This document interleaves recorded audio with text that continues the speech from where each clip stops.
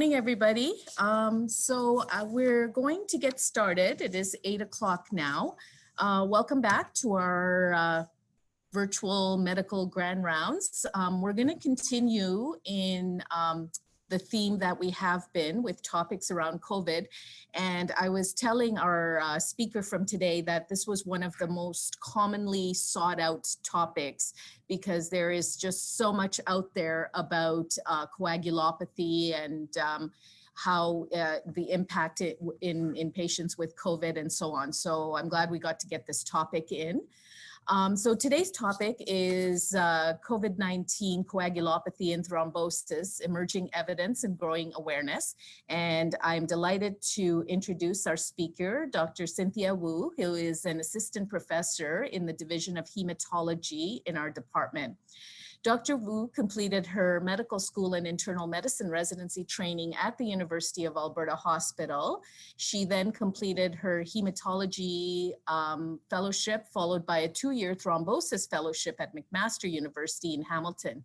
She's since moved back to Edmonton and is currently an assistant professor in the Division of Hematology. Her research focus is venous thromboembolism with a special interest in cancer-associated thrombosis, and she's a local principal investigator for various thrombosis trials. Dr. Wu is the director of the Cancer-Associated Thrombosis Clinic run out of the Edmonton Clinic, which was created in 2014.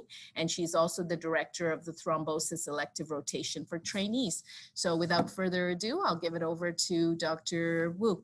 Good morning, everyone. Thanks for coming out so early, and thank you to Norman for that gracious introduction. So I'm going to talk about something that is very near to my heart, and certainly a lot of growing excitement over this topic, I think. So here are a few disclosures. I have served on some advisory boards and received honoraria for educational programs from various makers of anticoagulants, both oral as well as the parenteral stuff. And I'm also a local principal investigator for a few trials, also funded by various companies making anticoagulants, as well as some granting agencies. And I will say, probably as you're aware from other speakers, that the evolution of data and evidence in COVID is so quick that sometimes the things that we say now are literally out of date by the next day. So I'll try my best to be as up to date as possible, but if there's any questions, certainly I'm happy to answer them and maybe guess at what the future holds. So today I'm going to go over a few big topics. I'm going to start with what we know about the lab work abnormalities that show up in COVID-19 and how these might potentially affect the patient's outcome, and how maybe we can use these to guide our clinical judgment management. Then I'll talk a little bit more about the clinical manifestations of thrombosis that are probably related to these coagulopathic changes, outlining how big the problem is, and then maybe highlighting whether this is something that we only see in COVID-19 or something that might be a little bit more broad in its reach. And while I don't pretend to be a basic scientist, I always like to have a little bit of pathophysiology thrown in there somewhere at the end, because I always feel like, particularly in these newer areas where you may not know as much, trying to understand how something works is usually a good way to figure out whether or not the treatments and the tests that we're doing are relevant and on the right track or not. So I will present just a few slides on that, just to kind of paint a bit of a picture. So I'm going to start a little bit, not quite chronologically, but close to chronologically. This is one of the first papers on the side there that was published. There is actually one more from China that I think was about 2 weeks earlier than this, but they were largely from overlapping hospitals. And so I put this up here because when this first noted the lab work abnormalities, people were still calling it a disseminated intravascular coagulation, or a DIC. And you can see from the top of this table here that they still called it a DIC. And we thought it was a DIC because certainly parameters that are very similar to DIC were seen in these COVID-19 patients, particularly as they got sicker. And these included a prolonged PT, and I will try to differentiate that from a PT INR. Obviously, the INR is built on the PT, but a lot of these studies reported simply a PT and not the INR. Occasionally, the PTT was in the picture. There was some patients, a low fibrinogen, a low platelet count, and a very high D-dimer. And so we thought that this was a DIC, and it was called such at the beginning. But as you may have already been aware, it rapidly became clear that what was seen in COVID-19 was not the classical picture of DIC, and it was probably something else. So if we take a look at what these coagulation parameters actually showed, there are certainly a number of papers that reported very similar findings, and I tried to select out ones that actually had some nice pictures so you could see it a little bit better on a slide. And I made note on most of the areas where I pulled off these figures that I've slightly altered them. None of the information has been altered, but I screen clipped and I cropped off areas of the charts and the graphs so I could at least blow them up and highlight the areas I would talk about. But the references are all there down on the bottom. So if you would like to see the entire figure or the entire table, you can certainly look at those references at your leisure. So you can see from these three papers, as well as other papers that have presented similar biomarkers, that the D-dimer can certainly climb to pretty high levels. There's different units that can be used for D-dimers, so that's why the scales are a little bit different site to site. But certainly you can see kind of a little bit of a split between people who are sick versus people who are not sick. And in this case, they use mortality as one of the biggest splits, so survivors versus non-survivors. And the people who survived seem to have a fairly low level of D-dimer. Whether it was elevated or not, it stayed pretty stable. But the people who did not survive had this skyrocketing D-dimer that kind of ended up continuing to rise over the course of their, unfortunately, from that point on, short life. If we take a look at the other parameters that were noted to be abnormal, the picture becomes a little less clear. And so we're seeing things that are not quite as strikingly abnormal. And in some papers, they were statistically significantly different between sick people versus less sick people. And in some papers, they were not statistically significant. So for the platelet count, some of these numbers, unfortunately, are a little bit small because they had to put some ranges of what a normal platelet count are. But I can tell you that most of the ranges of platelets were somewhere between 100, so it didn't go down below 100, up to maybe in the normal range around 200. So we weren't seeing a dramatically low platelet count. But in some studies, they still felt that the difference in the platelet count between sick and more well people was statistically significant, although it was not shown in all studies. And then if we take a look at the PT, again, not an INR, there are very few studies that actually report on the INR, interestingly, but the PT measured in seconds. And as you may know, the INR was made because the PT is difficult, as well as the PTT, to be consistent amongst different labs. And so the normal values are different between these different studies. But I can summarize by saying that overall, while the PT does look like it is elevated, particularly in the sicker patients, it is only elevated by maybe about 2 to 3 seconds compared to what the normal range is reported by whatever assay they used. And then we take a look at the fibrinogen. This is kind of where it probably most markedly differentiates itself from DIC. As we all know, DIC normally is characterized by a very low fibrinogen level. And even in non-survivors, the fibrinogen actually stays quite high for a long period of time. And only really at the very end of life are we seeing maybe 2 weeks later, the fibrinogen dropping off. And maybe at that point, it's a little more classic DIC, or at least something that has gone catastrophically wrong. Whereas earlier on, it probably really isn't a DIC picture that's causing this coagulation picture. And so I thought I'd just summarize it. I know it looks like there's a lot of font on here, but I made the important stuff red and larger font. And I put the smaller font in there just to give you an idea what we're comparing here. The difference between DIC and what we now call COVID-19 coagulopathy. So we don't even really use the term DIC. I have seen in some papers people try to call it maybe a lung intravascular coagulopathy or a local intravascular coagulopathy. But I think we're pretty certain it's not a disseminated intravascular coagulopathy at this stage. So you can see by comparison, and while there are different ways of defining DIC, I did use a score just to give you some numbers from the International Society on Thrombosis and Hemostasis. And the only kind of a little bit subjective part is how to rank the D-dimer and fibrin degradation products, and they use more of a subjective way of classifying these things, whereas the other parameters actually have numbers where you score points for. And you can kind of see that while in DIC, we see the classic picture of a very high D-dimer, a very low platelet count, fairly long INR and PTT, and a low fibrinogen. Over on the COVID coagulopathy side, while the D dimer can be elevated, and I should probably specify that we're really associating the coagulopathy with sick patients, and the more well people don't seem to manifest these same parameters. The D dimer seems to be consistently elevated between the two different manifestations.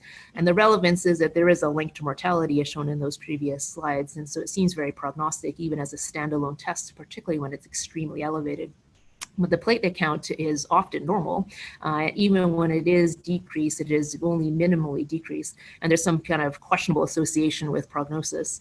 And the PT is only very mildly prolonged. And you can see by the, a couple second prolongation over normal, it barely meets, even 1 point. And it probably scores 0 points most of the time on a DIC score. And the fibrinogen, again, only really starts decreasing much later in the course of very sick patients.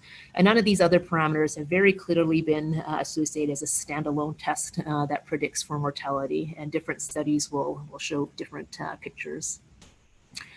So, of course, I did mention very briefly the PTT, and in none of these kind of highlights that I talk about the PTT. And so I thought I'd just kind of discuss a little bit why the PTT doesn't seem to be quite as important, at least in this picture, is more frequently normal than it is abnormal. But there are some interesting findings that are related to the PTT when people started to look at the patients who did have an elevated PTT to figure out why it was elevated. And so while, again, initially we thought maybe as part of this whole DIC picture, it seems like it really has nothing to do with DIC. Certain places have actually looked at factor levels to see if you are consuming factors and you're becoming factor deficient and prolonging your PTT, and it turns out that it doesn't seem like that's the case at all. And in fact, large portions of people, and I'll show on the next couple of slides, seem to actually have antiphospholipid antibodies, which we do know can interfere with the PTT and the PT assay and prolong both. One study even showed that some patients had associated factor 12 deficiencies, which they proposed was probably related to an autoantibody, although they did not test specifically for that. Well, we can see autoantibodies to factor 12 associate with things like the lupus anticoagulant.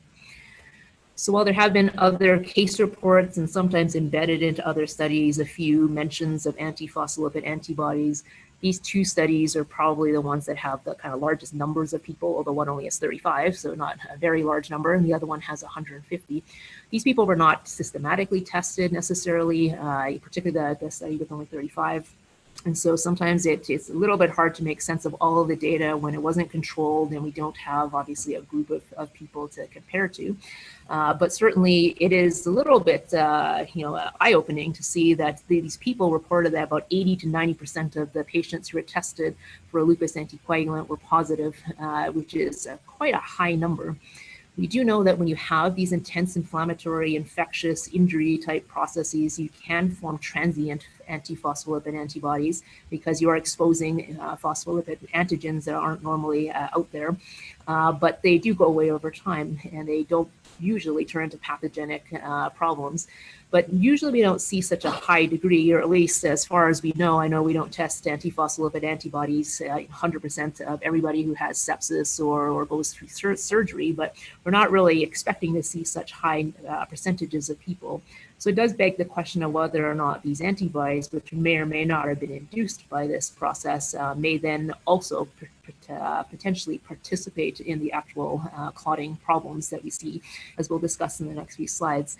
We don't know yet, so it's just one of those things that because antiphospholipid antibody syndrome, as you know, does require a persistently positive antiphospholipid antibody.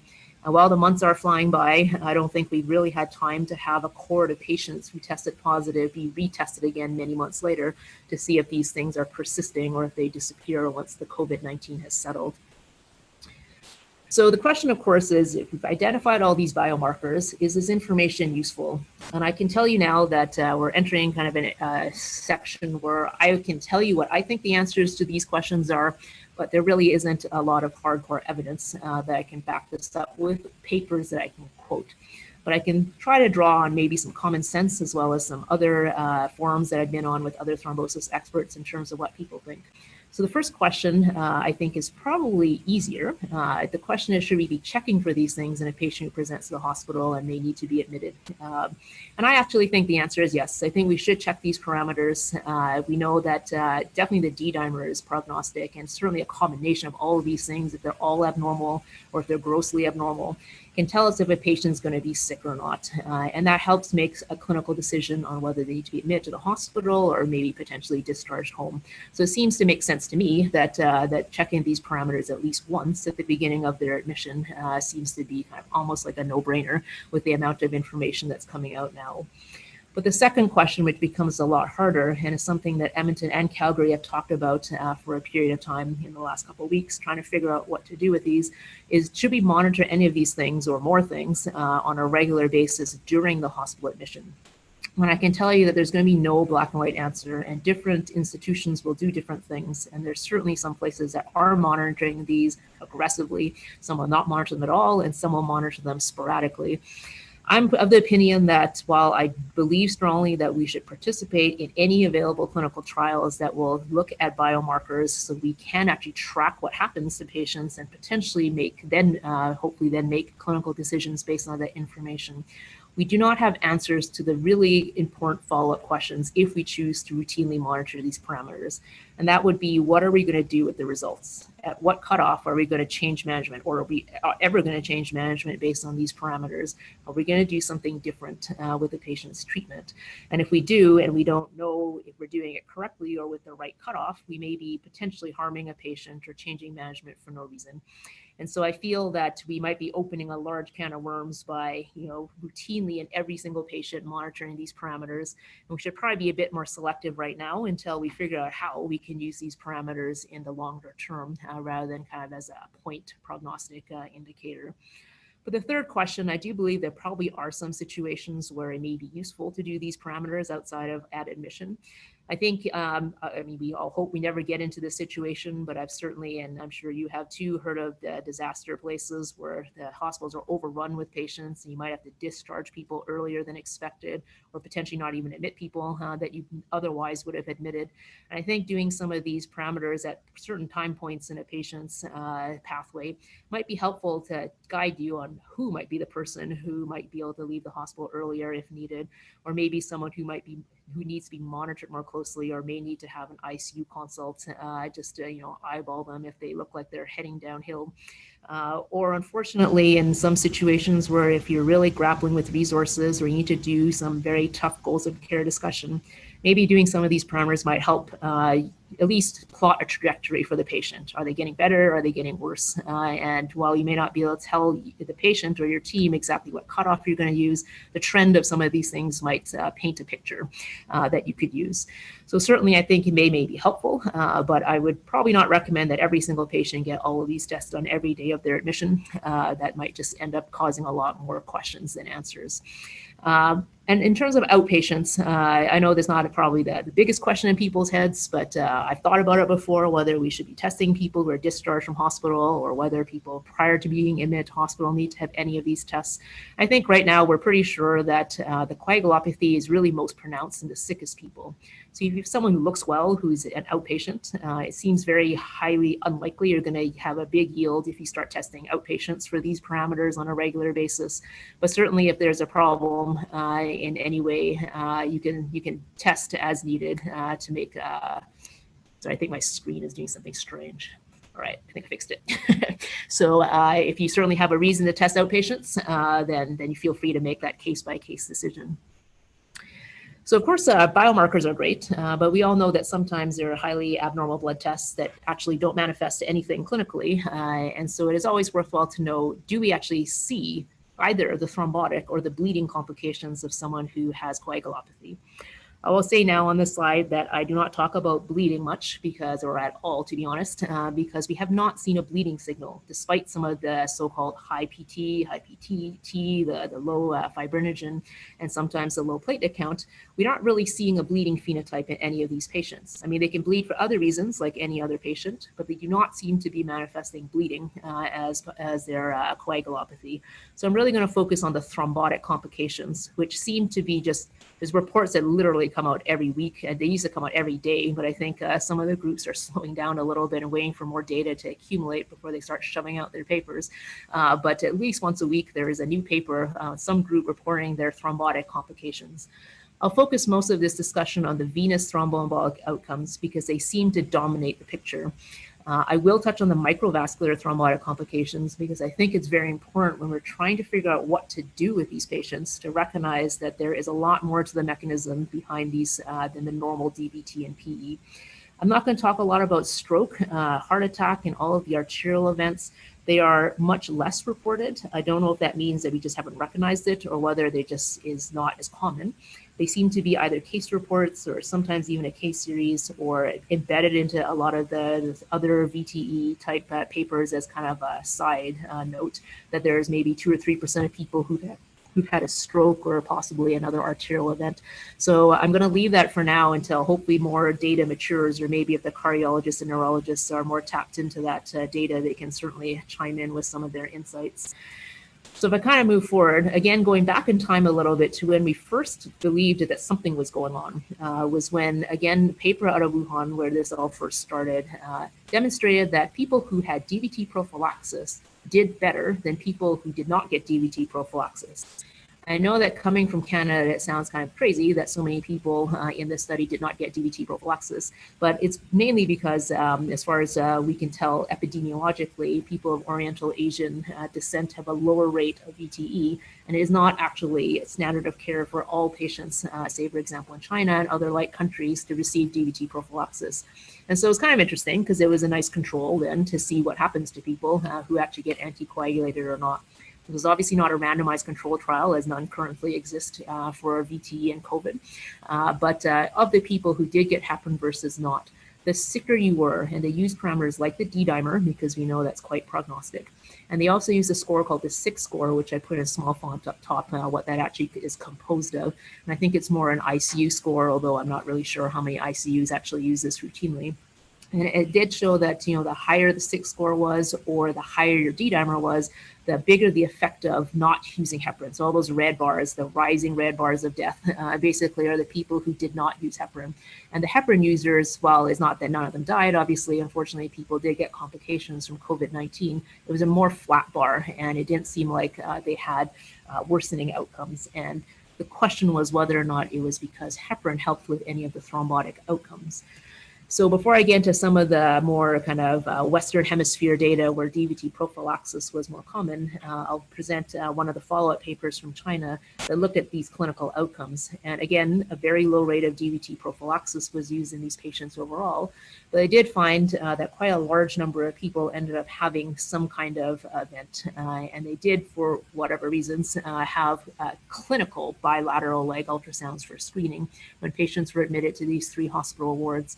And so, of course, screened ultrasound found DVTs are going to be more common than just the symptomatically found ones. But I'll show the data as far as we know between symptomatic and screened VTEs in the next few slides from other centers. But this number certainly is high enough that it raises our eyebrow, and we start to wonder. First of all, in China, obviously, it gives us the push to say that at least for COVID-19 patients, people should be on some kind of prophylaxis and should be anticoagulated. And certainly in older papers and guidelines, we do know that whether you believe the absolute difference is enough or not, the relative risk reduction of being on prophylaxis versus not in medical patients is about a 50% reduction. So if we now take a look at what happens in more of the so-called Western Hemisphere, most of this is European data because, of course, the wave started in Asia, went to Europe, and then went to North America. So we're always a little bit behind in reporting our data as we haven't had as much time. And you can see that I'll split this between studies that reported patients who are not in the ICU, and then studies who reported patients who are in the ICU. There's so far only 2 cohorts that I can find, which have a reasonable number of patients at least. Again, these are only cohorts and they're not randomized trials or anything specifically related to VTE. But they did take a look to see how many patients developed both symptomatic and in some studies asymptomatic or screened VTE as well. And basically in Amsterdam and in Italy, they both found that there was, something that looks like it could potentially, and I'll, compare this to other data in the next few slides, but it looks like something that is a signal here that there may be some more VTs, and this is despite routine thromboprophylaxis. And so we're looking at numbers, and sometimes they have these cumulative incidences because people are pushing out their data as quickly as possible, and they aren't waiting for a full, usually in VT trials, it's at least a month, if not 90 days of follow-up before we publish. And now we're looking at, 7 days, 2 weeks, 3 weeks before people are getting their data out. And so certainly a cumulative incidence is probably not quite as accurate as an overall incidence over a set period of time, but does give us at least a little bit of a running tally on what's been happening in these centers. If we take a look at the ICU, people have reported more numbers in the ICU because the numbers, as you can already see, are much more striking. Some studies very small with only 20 patients, some a little bit larger with over 100 people. But you can see that across the board, while the numbers are a big range, it is pretty high even at the smallest numbers, which are around the high teens, and all the way up to one study which reported 69% of people who had some kind of VTE event. And they did note in that one study, the French study at the bottom, that some patients actually, and a fair chunk of patients, received therapeutic anticoagulation for whatever reasons in that study. So that's kind of a little concerning as well too. But it was also the smallest one with only 26 people. And so it's hard to kind of make sense sometimes of the data when there's so few. But even in these other larger studies, we're still seeing probably on average about a 20 to 30% rate of VTE. And most of these studies reported symptomatically diagnosed events, although some certainly included some screened ultrasounds as well too. And again, some of these studies did report arterial events, but they're kind of more down the 2-3% range, so a little less striking. So if I try to kind of make sense of all of this, when the data first broke, a few experts in webinars I attended asked a very appropriate question. They said, before we lose our minds about this, maybe we should think to ourselves, we do know that sick people break through thromboprophylaxis normally to a higher degree than well people. So is this actually anything new, or is this something that we expect? And while I can say that, as you can see from those cohorts, they're small and they're not controlled, and certainly the data is not, the peak form of data that we would like, I think we collectively can see from the numbers. In the medical side, I have compared them to kind of historical data that we have on DVT prophylaxis trials, both that use screening ultrasounds as well as only included symptomatic events. On the ICU side, I included both historical data as well as some of the cohorts that I presented did actually try to include within their own center, within 1 to 2 months or so of their COVID cohort, they looked back in time and took a cohort of patients in their own ICUs that did not have COVID-19 and tried to report on their thrombotic events as a comparison. So as kind of as best as possible to make the most fit matched comparisons that we can. And you can see that the numbers, while there is a range on both sides, on the ward and in the ICU, are quite a bit higher in patients who have COVID-19 compared to those who do not, and certainly much higher in the ICU compared to not being in the ICU. So it does give us a lot of concern because, again, these numbers are people who received prophylaxis of some kind, most of the time the routine low-dose prophylaxis that we're all used to.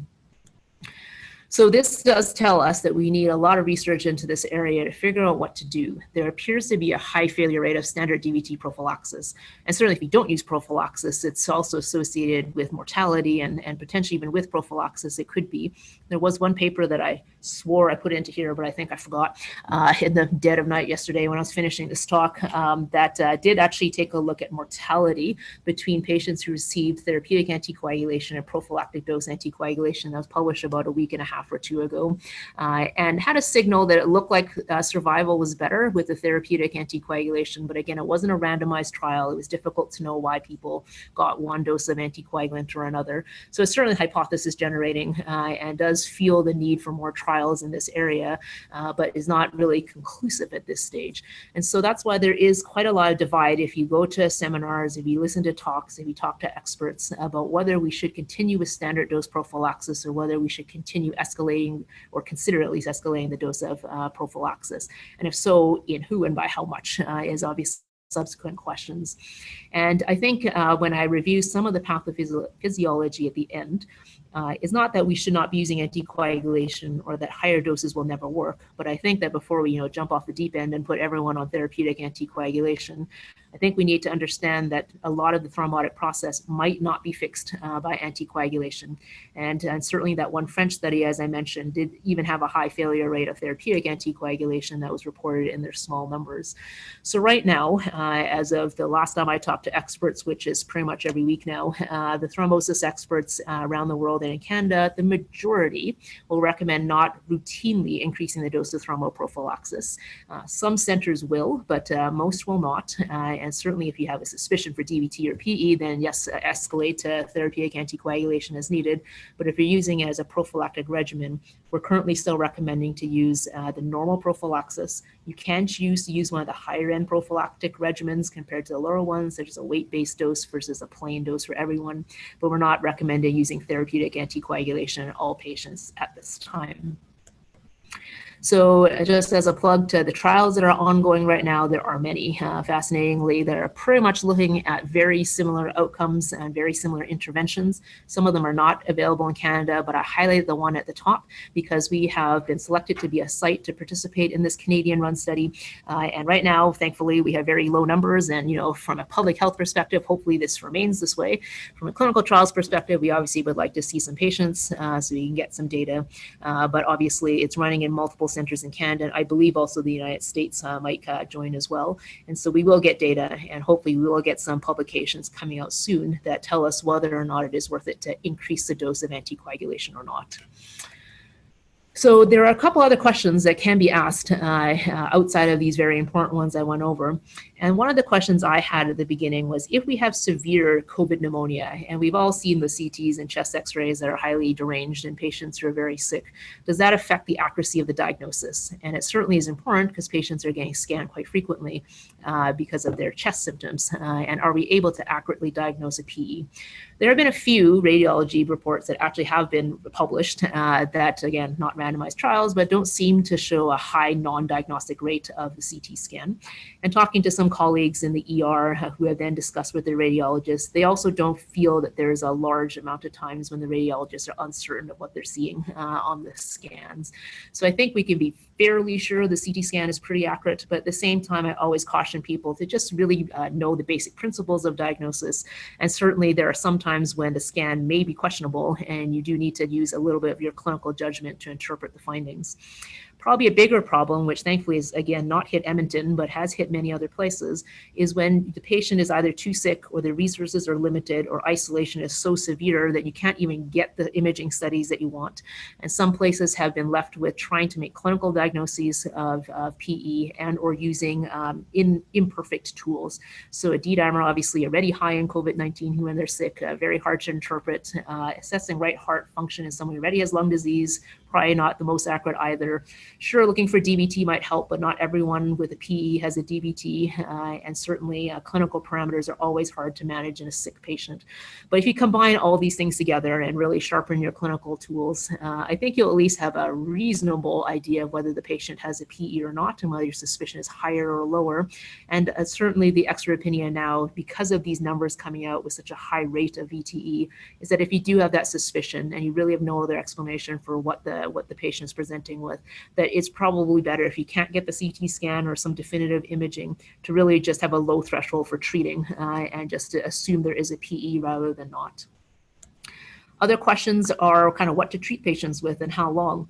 And so while there's really no clear reason to choose one anticoagulant over another, there are some reports that are coming out showing that some antivirals will have some significant drug interactions with the direct oral anticoagulants, increasing the levels of these. They haven't reported any clinical outcomes like bleeding in these studies, so who really knows if it makes a big difference, but 6 times higher sounds really high to me. So I think for a patient who's admitted to hospital really sick, potentially in clinical trials for antivirals and so forth, or in the ICU, it probably kind of makes sense that even without COVID-19, we'd probably be using parenteral therapy in these sick patients anyways until they're stable enough to get out of the hospital. So it seems to make sense that low molecular heparin may be a treatment of choice in the hospital. Certainly as an outpatient, if they don't have drug interactions ongoing, you might be able to then step them off onto an oral agent. And the duration of anticoagulation, while we definitely have not had enough time to follow these patients to know for sure what their long-term outcomes are, I think with the knowledge that we have now, we believe that the intensity of the hypercoagulable state is enough to classify as a major transient risk factor. And probably if the patient's well at 3 months, we can at least assess for the possibility of stopping anticoagulation at that point. But certainly more data, and I do know that there are studies that are starting to look at post-discharge patients and following them over time to see what happens. And so hopefully over the course of the next few weeks to months, we'll get some more data on whether this is the right thing to do or not. And then finally, from a treatment perspective, there is some question of whether or not these patients need extended prophylaxis after they are discharged from the hospital. And while again, I don't have any studies to quote that suggest that this should or should not be done, we try to borrow from other areas of medicine. We know that in the very high-risk patients, which are usually surgical patients, DVT prophylaxis can be beneficial for somewhere between 2 to 6 weeks after a patient is discharged. But for the medical patients, we've been struggling to really find a place for extended prophylaxis. And there may be some odd patient here and there where we can identify as very high risk. But in general, the studies have not been really that convincing no matter what we've used, whether it's a direct or anticoagulant or low molecular weight heparin. But the question is COVID-19 intensely thrombotic enough that maybe you're behaving more like a surgical patient? We don't really know, but I do know that there are some studies also going on to try to evaluate this. And so again, we'll just probably have to wait and see.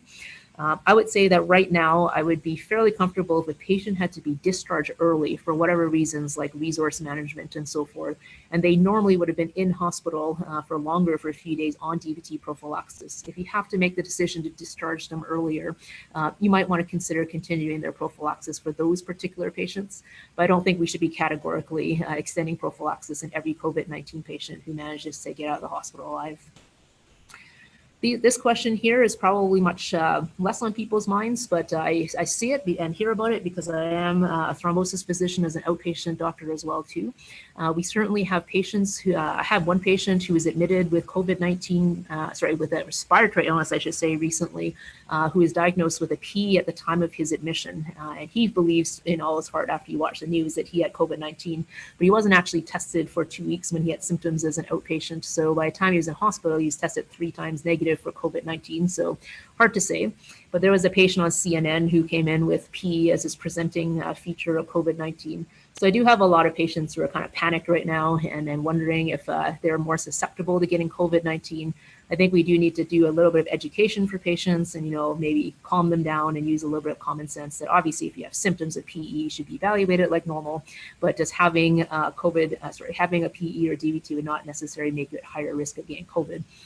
The emergency physicians, both locally by word of mouth as well as in some reports that have started to come out now, have also seen a much lower rate of the normal things they see in ER coming in. We think it's because patients are scared to go to the hospital, but this is not a great thing. I mean, sometimes it's good to have the malingering patients not come in anymore, but certainly if people have heart attacks or strokes or PEs or some significant medical problem, we want them to come into the hospital. And we're very worried that patients are waiting at home and getting sicker and potentially suffering fatal complications or other comorbidities. And so I think we also need to educate our patients properly when we're talking to them in clinic about the need to go to hospital if they actually have to, and comforting them that we will have precautions that are undertaken to make sure they're as protected as they can be. And then there's a whole host of people out there who are on anticoagulants already, and particularly those who are on Coumadin. I have one patient who I saw this week who basically told me she stopped getting her INRs done for the last 3 to 4 months because she was afraid to leave her house. So certainly we have to deal with patients who might be very isolated and not able to get their INR monitoring anymore, and whether we need to switch these people over to oral anticoagulants, at least temporarily if possible, and in some places possibly even home INR monitoring. These are things that we do have to think about before patients who don't monitor themselves for 3 or 4 months come in bleeding or clotting because they're now not under control anymore. So certainly things to think about even beyond the hospital stay. So as I mentioned, I'm going to spend just maybe like 5 or 6 minutes on 2 or 3 slides on pathophysiology. Again, I don't pretend to be a basic scientist, but basic science has always interested me, and I've always felt that as a physician, even as a non-basic scientist or a non-researcher, we should know something about the pathophysiology of disease to understand what we're doing and why. So while these are not the only studies that have ever taken a look at these topics, they had some really nice pictures. So I put them here, and the New England Journal of Medicine was literally published yesterday. So it's kind of very convenient for this talk. But we have most definitely seen macroscopic or so-called deep, true DVT and PE in patients, not just on imaging, but on autopsy. And sometimes it is classified as the cause of death for patients as well too, where you see massive PEs in people. So there's no doubt that we are seeing real DVTs and PEs in these patients. But I think in multiple studies that have histology, most of the time autopsy reports, unfortunately, we're seeing also a lot of microvascular thrombosis, which is a very different mechanic than the normal DVT and PE. So we're thinking about, basically pulmonary artery thrombosis and not necessarily embolism as we would normally expect. And so the microvasculature, when it clots, we see it in many different diseases, inflammatory, infectious, sometimes trauma-related events as well too. And a lot of these kind of rheumatologic conditions and various other things, we can see irritation of blood vessels and damage to the endothelium that causes intravascular clotting in the small blood vessels. And while anticoagulation has been used in some patients, we know that anticoagulation is not really the answer for people who have these multi-organ damage from microthrombi that form. And so again, I'm not sure if just increasing the anticoagulant is enough for the patients who present with the worst cases of COVID-19 and thrombosis and coagulopathy. There are a whole host of other things out there. I didn't list everything, but I put a couple of references and summarized a few of the other intense damage that occurs. And they're seeing some pretty wild things that go on, not only just infiltration of various immune cells and immune markers and inflammatory markers, some of which are very classic of other people with septic injuries and various other things. Some seem to be a little bit more compared to other diseases. But in that New England Journal of Medicine article published yesterday, they actually started noticing some bizarre angiogenesis, so new blood vessel formation and distorted capillary vasculature that was not seen in, at least in some of the other respiratory samples that they had from other illnesses. So I think it's interesting to try to figure out why COVID-19 is producing this picture. And something that I was kind of a little interested in myself too is we've had a few coronavirus epidemics or pandemics sweep across the world in the last, decade or 2 decades. And so I was always curious to know, did we miss the boat in the last ones about thrombosis and coagulopathy, or was it not a thing? And it was actually very difficult to find papers from SARS and definitely from MERS, which there's very little on, because it seemed to be very isolated, or not isolated necessarily, but at least localized to a certain area of the world. But from the reports that are out there that relate to coagulopathy and thrombosis, it does appear that there was something going on in these patients. Again, I don't know if we missed a signal or if the signal was just much smaller and less worrisome, and so it was less reported. But there are some reports of the same coagulation parameter defects and also autopsy reports of people with DVT and PE that may not have been suspected at the time that the patient died. And so now that we actually are a little bit more aware of these COVID-19 changes in patients, we can start thinking about whether this might be some kind of class effect for some of these mutated coronaviruses that seem to be more deadly than the others. Maybe there is this immune thrombosis kind of inflammatory damaging process that's contributing to a lot of what we're seeing clinically. And we can use COVID-19 hopefully as a springboard to help us figure this out so that we can treat this and future pandemics a little bit better. So I know that's a lot of information to review in a very short period of time, but I think the data, while obviously new and certainly not the highest level of evidence, I think is pretty convincing that there is a coagulopathy and there are resulting thrombotic complications that occur from it. There is some kind of activation, intense activation of the inflammatory and immune pathways that are probably what causes the clotting to begin with. And to try to figure out what that link is and how to break it may potentially help us solve the problem. And I like to plug this because I'm going to end with this slide with a little bit of just good humor. A few months ago, before it hit Canada, I was talking to a few of my colleagues about whether when a pandemic comes here, whether you'd be the kind of doctor to go to the front lines or run for the hills. And I was kind of joking that, I'd probably run for the hills because, what is a thrombosis doctor going to do in the face of a respiratory infection? I'm obviously eating my words now. So it's one of those situations where there is a few areas of medicine, and obviously not to also overlook the EMT, pharmacy, nursing, and all the allied healthcare who are clearly at the front lines from the beginning because they could not avoid it. But I think we're discovering now with all of these pathophysiologic mechanisms being discovered that maybe there are some other people who are hiding under this rock who probably should come out and really tell us about their experience with immunology and vascular biology, because maybe if we can't find a cure, if we can't find a vaccine soon or maybe ever, then at least we can try to mitigate the damage that this disease causes and hopefully save some lives. So with that, I think I'll end and be happy to answer any questions. So Cynthia, that was excellent. And there are a number of questions. So I'll just start with a couple. The first one is related to stratification by gender or sex. Have you come across that in the literature, whether that's been looked at? Yeah, so there is actually a little bit of literature on men versus women, and not every study will present on this, but the ones that have presented seem to suggest that men have a higher mortality than women. I don't know if we know why yet. We do know, interestingly, if we want to try to guess at why, that men seem to have a higher rate of that cardiovascular disease and thrombotic complications than women in general. And so maybe there's a link to just that higher chance of getting these thrombotic complications. We also know that there's a higher rate of thrombotic complications in the European countries compared to the Asian countries. And so while, of course, we could see mortality in the Chinese papers where DVT-Prop was not used, I don't know if it was as high as what some of the numbers were reported in, say, Italy or France. And so there probably are genetic issues that are going on that really determine kind of how predisposed we are to getting any kind of complications from a disease. So we'll look forward to more data. So this is something near and dear to my heart this week since I'm on ED consults. We do still see patients with primary thrombosis events, and I know you touched on it a little bit in terms of some of the hysteria that's gone on.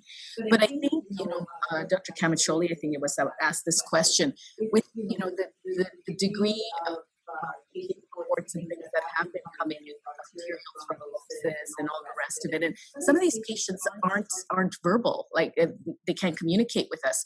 Would you recommend testing, isolating and testing these people for COVID, given how significant the correlation seems to be? I mean, serology is, I guess, a separate issue that you touched on, but just even testing the ones that maybe can't give us a history. I recognize that while the diagnostic challenges are there for VTE, there also are diagnostic challenges for COVID-19, as Norman has mentioned. And not all patients will tell you their symptoms or even present with symptoms that are consistent, but might potentially present with the complications of COVID-19, such as thrombosis. And should that pique your suspicion then for COVID-19? Hard question to answer, because I would say that we do not have the epidemiologic data to see how many people in the COVID pandemic era presenting with VTE and or arterial thrombotic complications have COVID compared to what it used to be like. And so it's difficult to know whether the suspicion would be high enough to screen everybody who comes in with one of these or not. What I would say is that common sense would probably tell me it's not useful to screen everyone, but certainly if you do have that difficult case where you have an older patient, maybe they're demented or they can't give you a history or something is going on with them, and they look pretty sick, and you just want to be sure. I don't think it's harmful to at least isolate that patient just to be safe. If they look like they're well enough, maybe go home. But if they need to be hospitalized and to maybe test that person, I think would be very reasonable, given the fact that we know thrombosis is a pretty big feature of this disease. Thank you. I know there's an echo coming. We're trying to play with it a little bit, so hopefully the echo is gone. There was an excellent question around long-term care facilities and patients that are diagnosed with COVID in long-term care facilities where, we've recommended that they stay in their facility. Do we know if those patients are getting prophylaxis, especially given, the incidence and the high mortality rate in those patients? Is that something that we should be considering? That's also an excellent question. I can say that a group of is mostly led by Elizabeth McKay down in Calgary, but who leads a lot of the AHS DVT prophylaxis related topics. But Edmonton and Calgary have gotten together to talk a little bit about this. And one of the topics we did talk about was the long-term care facilities. And while we don't have any clear evidence as to what to do in long-term care facilities, and unfortunately, I think we never will, they're not really the site of clinical trials, we did decide as a group that it would seem to be reasonable in my mind, because we do know if you extrapolate from other areas of medicine, where even if patients are already immobilized, if they become sick and they become more immobilized, or they become inflamed, or they have an infection of some kind, they actually have a higher chance of getting thrombosis. So even if normally in the long-term care facility, they don't need DVT prophylaxis, if they are getting sick and they can't get transferred to a hospital, prefer not to be, and they're managed there, I don't think it would be a bad idea to consider DVT prophylaxis in those patients, certainly as long as the patient's not bleeding and is otherwise well enough to get it. And we've kind of incorporated that into some of the AHS recommendations, or I think they're coming out soon if they haven't already come out. So in the absence of better evidence, I think it's reasonable to consider it. Yeah, no, I don't think that has come out yet, but we quite often do get phone calls from physicians that are in long-term care facilities. So that's good to know. Thanks. The next question is really, I'm going to put them together. They're around some of your hematology colleagues. One has to do with prognostication and whether or not there is any correlation to blood type, since von Willebrand factor levels are associated with blood type. Has there been any stratification related to prognostication with blood type? And then the second question was from somebody, I can't remember who it was, related to lupus anticoagulant. And we know that warfarin is more effective than some of the synthetic heparins. And so would it be something to consider, or has anyone looked at using warfarin in thrombosis related to COVID-19? Those are both excellent questions. The first one is a hard question to know exactly what we should do. I should say for all of these prognostic biomarkers, they're markers certainly that are associated with risk. The question is, do you have to do anything about it? Blood type has kind of been looked at in the world of thrombosis for a long time as to whether or not certain blood groups have a higher risk of thrombosis or not. And they probably do, related to the von Willebrand factor levels. There probably is a slight difference. But whether that's going to make a big enough difference to doing something clinically, I don't know if it actually will impact that, especially since right now we don't even know what to do with anybody in terms of trying to prevent these effectively. So I think while it's very important, as I mentioned earlier, that when people do these biomarker studies, they collect the right biomarkers and they're following the right parameters to see if it can impact what we do with patients and streamline our care. For right now, we don't know for sure if it's going to be a big enough impact. I'm guessing that it probably will be. I'm not aware of any large studies that have looked at blood groups specifically related to COVID-19 and thrombosis yet, although I'm sure it's coming.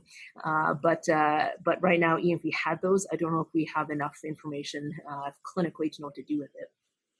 With respect to the other question on lupus anticoagulant and warfarin.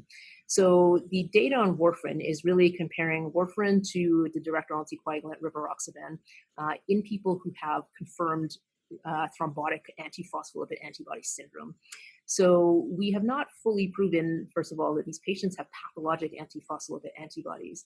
We do know that in those situations where people are intensely inflamed or damaged and they form transient antiphospholipid antibodies, it does not seem to be as prognostic, it isn't as prognostic as someone who actually has persistently positive antibodies and then has a long-term risk of developing thrombosis and is a high risk of developing thrombosis. So whether or not the alternative anticoagulants outside of warfarin are going to actually be worse or not compared in this situation is something that may be leaping a little bit more to a conclusion that may not be correct. And it's difficult to use warfarin, particularly in the sick patients, as we know, because of the drug interactions in particular with it, and the fact that you already have probably an abnormal coagulation system. To try to monitor INRs in that situation is going to be additionally difficult. We know that even with antiphospholipid antibodies, your INR could be off too. So it just says a whole can of worms on how to monitor warfarin appropriately. We do suspect, although this is a little bit of conjecture, as to why the DOACs don't work potentially as well, particularly for arterial manifestations in antiphospholipid antibody syndrome. And it might be because they are single target anticoagulants, which normally is great, but maybe in these complex pathophysiologies where there's multiple things that can cause thrombosis, you need more than one target. And low molecular heparin and heparin actually also have more than one target.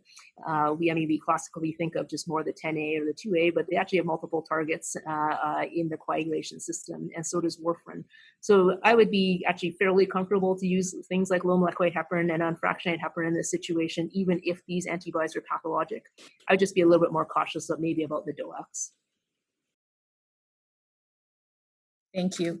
Just related to your last point there was a question about patients who are usually on DOAC and they come into hospital with COVID-19. Would you recommend switching them then? That's also a very good question. In the one study that I showed, that was, again, very small numbers, maybe 12 people, where they took a look at drug interactions with DOACs and the antivirals. The reason why they had so small numbers is they actually had more people who were on DOACs coming in, but the physician chose to switch them when they came in for various reasons, presumably related to either how sick the patient was or drug interactions. So I feel like if the patient is admitted to hospital with COVID, they're probably fairly sick. We usually don't admit people for no reason. Obviously, if they're a little bit more well, maybe you can watch them for a few days on a DOAC to see which way they're going to go. But I think that if they're coming in sick or already heading into the ICU, I would have a preference to switch them over to something else. And it's really just more to make it simpler for the other management to continue in the background. Yeah, you did mention that, especially around antivirals, if they need them. We're just throwing these questions at you since we have a little more time than usual with the talk today. So if you're okay with it, we'll continue on. Okay. So Stephanie Smith did clarify in the chat that they are testing everyone who obviously comes into hospital who's not able to provide history. But really, I think the question also relates to outpatient thrombosis and whether or not we should be testing them. So thanks for that clarification, Stephanie. The next questions are around the microvascular complications that you've talked about. So two questions. First of all, do you think, in your opinion, is that what's causing the blue toes syndrome that we're seeing around COVID? And then the second question from Jacques Romney was around the increased incidence of mortality that we're seeing in patients with diabetes that are infected with COVID-19. Do you think, would you, I guess, just asking if you think that could be a potential mechanism in those patients? Those are really good questions. I would conjecture that could be the microvascular disease is related to the blue toes or really any of the peripheral vascular events that have been reported. They're not commonly reported, but they have been reported where you're getting these small vessel kind of probably arterial manifestations. And I can imagine that if we're getting this intense process in the lungs, it probably, by the time it gets out to the other limbs and organs, may be less intense, but there's going to be some patients who are probably sick enough to really activate a lot of their endothelium and their coagulation cascade, probably enough to manifest these symptoms. So I can't say this for sure. My guess would be probably it's the same mechanism that's happening, or at least to some degree the same mechanism.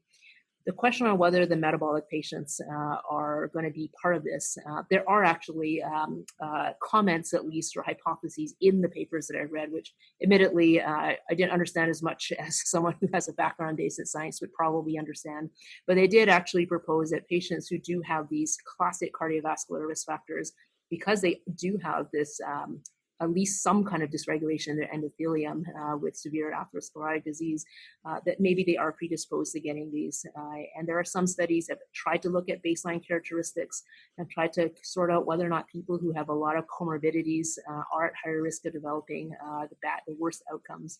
And there probably is. And whether it's just because they're sicker or whether there's some pathophysiologic link to these things, probably both, to be honest. I think the arterial world lagged a little bit, I think, behind the venous world. And so I think it probably is something that the arterial world needs to maybe catch up a little bit on. So I think it's very reasonable to ask those questions and to hopefully get some more answers as more of these publications come out. Okay, I think we've tossed enough questions at you. There are some questions around arterial thrombosis, and I know you said that the data just isn't there yet in terms of commenting, but there are questions around why we're seeing fewer patients presenting with stroke, and even though we know that there's increased risk of arterial thrombosis, but I think that's even in the cardiology world, they're seeing fewer patients presenting with MI, and I don't think we really know the answer to that yet. So on behalf of the department, Cynthia, thank you so much. That was an excellent presentation. We're getting lots and lots in the chat box that it was really well done and very timely. So thank you very much. For those of you still on the line, so next week we're going to be talking about virtual health, and hopefully you'll be getting some tips and tricks on this new reality that we're facing with regards to virtual medicine. So stay tuned for next week's round. And again, in the meantime, stay safe and thank you for everything. Take care. Bye.